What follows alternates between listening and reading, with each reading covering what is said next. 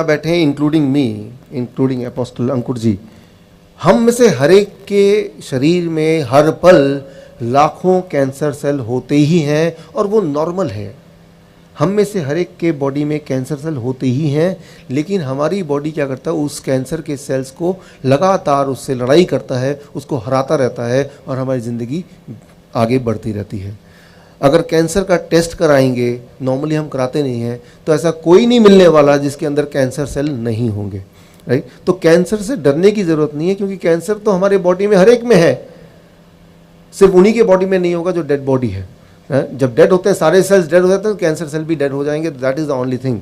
लेकिन otherwise cancer cells बाकी sales की तरह है। वो इनको थोड़ा सा आप पंजाबी में आसान भाषा में, कैंसर सेल है क्या? कैंसर सेल एक बिगड़ा हुआ सेल है जो क्या है कि कैंसर सेल किसे कहते हैं, मतलब बॉडी में होता कैसे है? हाँ, इस पे आते हैं।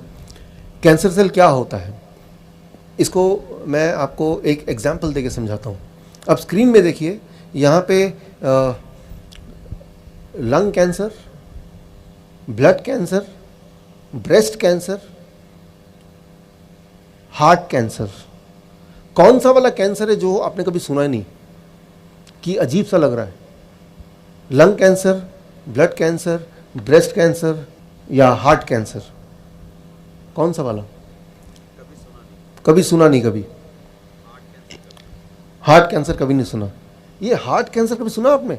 कोई आया हो आपको, ये मुझे तो हार्ट में कैंसर हो गया, आपको अजीब सा लग रहा होगा, या आपको ये एक जोक सा लग रहा होगा कि हार्ट कैंसर तुमने कभी सुना नहीं। लेकिन सोचने वाली बात है कि बॉडी के सारे अंग में ब्रेन ट्यूमर होता है, ब्रेन कैंसर होता है, इंटेस्टाइनल कैंसर होता है, स्टमक में कोलोन कैंसर होता है, लिवर कैंसर होता है, किडनी में हो सकता है। हार्ट कैंसर तो कभी सुना नहीं। हार्ट कैंसर तो कभी किसी को होता नहीं।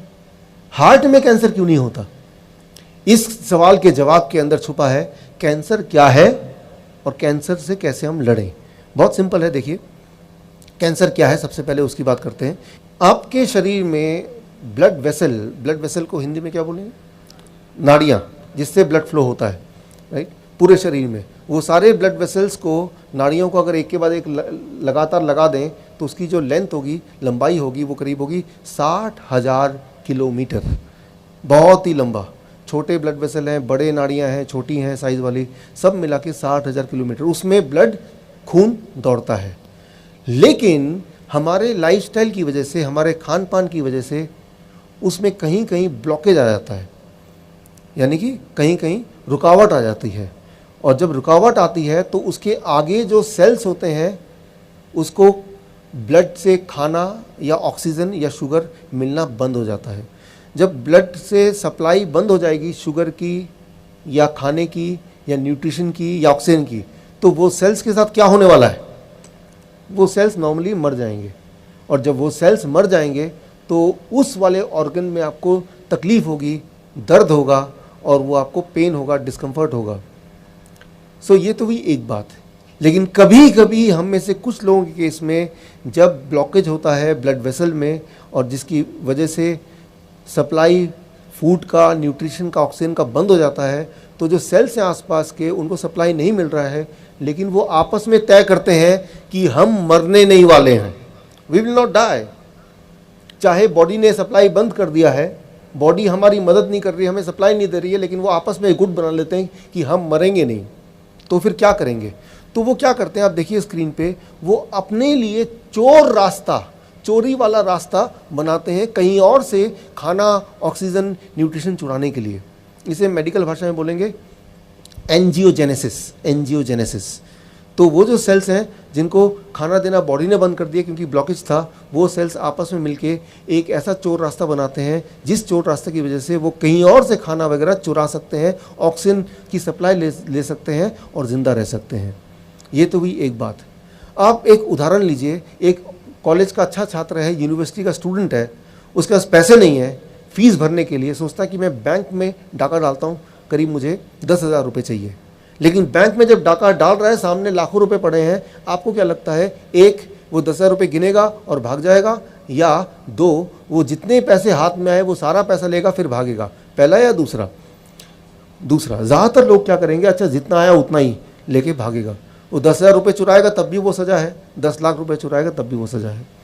तो जब कोई चोरी पे आता है तो उसका जो कारण क्या था चोरी का करने का, वो अक्सर लोग भूल जाते हैं। ठीक उसी तरह से ये सेल्स के साथ होता है। जब वो चोरी का रास्ता बनाते हैं तो फिर वो रेगुलेशन नहीं होता कितनी सप्लाई मिलनी है, फिर उनको बाकी सेल्स के मुताबिक ऑक्सीजन, फूड, न्यूट्रिशन कई गुना ज़्यादा मिलने लगती है ऑटोमेटिकली।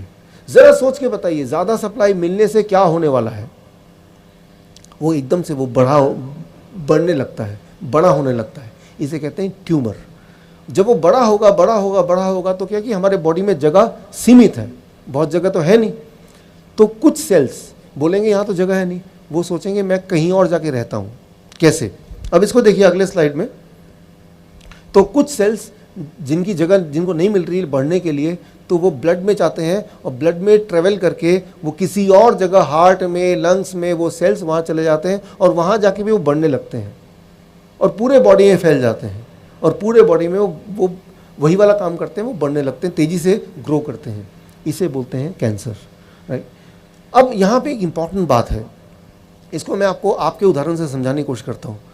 मान लीजिए मेरा एक दोस्त आपके घर आ रहा है और वो आपके घर पहुंचा, राइट। आप और हम एक दूसरे के बहुत अच्छे दोस्त हैं और वो जालंधर आया और नॉक किया, आपने दरवाज़ा खोला, उसने बोला कि मैं डॉक्टर साहब का दोस्त हूँ और आज यहीं रुकना है, लेकिन आपको पता नहीं कि वो मेरा दोस्त है कि नहीं। तो आप क्या करेंगे? आप बोलेंगे आइए बैठिए, लेकिन तब आप चुपके से फ़ोन मिलाएंगे मुझे, डॉक्टर साहब एक आदमी आया है, वो आपका नाम ले रहा है, क्या इसे अंदर आने दूँ? तो मैं बोलूँगा हाँ मेरा दोस्त है, इसको अंदर आने दो। तो कंफर्म हो गया, वो रह सकता है। ये क्या है? Signalling system. आपने सिग्नल भेजा कि ये सही है कि गलत है, मैंने उसको कंफर्म किया, हाँ ये ठीक आदमी है, चोर नहीं है, इसको घर में रुकवा सकते हैं। ये तो हुई एक बात। अब इमेजिन कीजिए अचानक आपके घर में सुबह सुबह एक नॉक करता है कोई आदमी और जब खोलते हैं तो बोलते हैं भाई डॉक्टर साहब ने मुझे भेजा है और आज यहीं रुकना चाहता हूँ, और आप उसको बोलते हैं बैठिए और फ़ोन लगाते हैं, लेकिन फ़ोन का सिग्नल नहीं मिलता है। अब आप क्या करेंगे? उसको भगा देंगे या बोलेंगे आप बैठिए? अब तो कंफ्यूज हैं आप। सोचेंगे भगा देंगे और डॉक्टर साहब का दोस्त हुआ तो कितनी बुरी बात है। फिर सोचते हैं अगर मैं रख लूँ इसको यहीं पे और ये चोर निकला, क्योंकि कंफर्मेशन तो हो नहीं पा रही है, तो भी बड़ी दिक्कत है। तो बहुत सोचने के बाद हम में से ज़्यादातर लोग क्या करने वाले हैं? उसको घर पे रखने वाले हैं। लेकिन क्या हुआ? वो मोबाइल का सिग्नल नहीं मिल रहा है जिसका उसको फ़ायदा मिल गया। ठीक उसी तरह से जब भी ये जो सेल्स हैं वो ट्यूमर वाले सेल हैं जो बड़ी तेज़ी से ग्रो करते हैं, वो ब्लड के थ्रू किसी और ऑर्गन में जाके वो वहाँ जाके पनाह लेने की कोशिश करते हैं, तो कोई और ऑर्गन उसको एक्सेप्ट नहीं करता है। पहले वो सिग्नल भेजता है मोबाइल से जहाँ से वो आया था, क्या इसको अंदर ले लूँ? तो वहाँ सिग्नल आएगा नहीं मत लेना, ये तो ट्यूमर है भाई, यहाँ आके भी ये बड़ा तंग करेगा क्योंकि यहाँ भी तंग कर रहा था वो। तो इसका मतलब कैंसर वो फैल नहीं सकता क्योंकि सिग्नलिंग सिस्टम ठीक है। हम में से ज़्यादातर लोगों की सिग्नलिंग सिस्टम ठीक है, इसीलिए वो कैंसर फैलता नहीं। कैंसर हम सबके बॉडी में है, ज़िंदगी भर रहेगा, लेकिन वो फैलेगा नहीं। लेकिन कुछ केसेस में, हम में से कुछ लोगों में वो सिग्नलिंग सिस्टम फेल हो गया, तो फिर ऑर्गन ने पूछा सिग्नल करके कि ये जो ट्यूमर का सेल है, ये सेल जो नया आया है इसको ले लूँ, लेकिन सिग्नलिंग सिस्टम फेल हो गया और वो जाके वहाँ पे बस गया। तो ट्यूमर बॉडी के हर सेल में फैलने लगी, इसे हम बोलते हैं कैंसर। सो कैंसर का मतलब क्या है? सिग्नलिंग सिस्टम फेल अगर हो जाए बॉडी की आपस की जो कम्युनिकेशन है अगर वो बंद हो जाएगा या वो ठीक से नहीं होगा, उसे बोलते हैं कैंसर। यानी कि तब कैंसर फैल गया, कंट्रोल में नहीं है, राइट। अच्छा, तो अब एक इम्पॉर्टेंट क्वेश्चन आएगा, क्या करना होगा? कुछ ऐसा कीजिए कि सिग्नलिंग सिस्टम ठीक कर दीजिए। ठीक हो जाएगा तो फिर क्या होगा? ठीक होते ही इमेजिन कीजिए वो जो आदमी है आपने अपने घर में बिठाया, आपने मुझे फ़ोन लगाया, मेरा फ़ोन लगा नहीं, सिग्नलिंग सिस्टम ठीक नहीं था, लेकिन यहाँ बैठा और आप नज़र रखे हुए हैं इस आदमी पे और लगातार फ़ोन मिलाने की कोशिश कर रहे हैं। एक दिन के बाद सिग्नलिंग सिस्टम ठीक हो गया। अब मैंने बताया अरे भाई वो आदमी जो है ना वो चोर है, भगाओ वहाँ से। तो एक दिन में बहुत ज़्यादा नुकसान तो नहीं किया उसने, लेकिन एक दिन के बाद सिग्नलिंग सिस्टम ठीक हो गया तो आपने कुछ ना कुछ करके उसको भगा दिया। ठीक उसी तरह से कैंसर सेल काम करता है। अगर हम अपने बॉडी का सिग्नलिंग सिस्टम को ठीक कर लें, कितना भी बड़ा कैंसर क्यों ना हो, उसको भागना ही भागना है, वो रह नहीं सकता। Thank you. ये सब गॉड का बनाया हुआ है। हम सबके अंदर पहले से ही है, सिर्फ इसको ऑन करना, इसको यूज़ कैसे करना, उतनी छोटी सी बात है, राइट। सवाल ये कि सिग्नलिंग सिस्टम को ठीक करें कैसे। उसके लिए एक सवाल आता है, सिग्नलिंग सिस्टम गड़बड़ हुआ कैसे, खराब कैसे हो गया, वो मोबाइल में सिग्नल गया क्यों नहीं। बहुत सारे कारण हैं उसमें, लेकिन एक कारण मैं बताना चाहता हूँ। मैंने देखा अपने पेशेंट्स में, दुनिया भर में, या मेडिकल जर्नल के रिपोर्ट ये कहते हैं, ऐसे लोग जो अक्सर बात बात पे कोई ना कोई दवाइयाँ लेते रहते हैं, बुखार की दवाई, ज़ुकाम की दवाई, सिर दर्द की दवाई, पेट खराब है तो दवाई, जब आप केमिकल्स लेंगे, दवाई लेंगे, आपकी बॉडी की सिग्नलिंग सिस्टम उतनी ही कमज़ोर होती जाएगी, राइट। सो जैसे प्रेगनेंसी पिल्स जो लेते हैं, उनकी सिग्नलिंग सिस्टम कमज़ोर हो जाएगी, और एक टाइम ऐसा भी आ सकता है जब सिग्नलिंग सिस्टम ठीक से काम नहीं कर रहा है।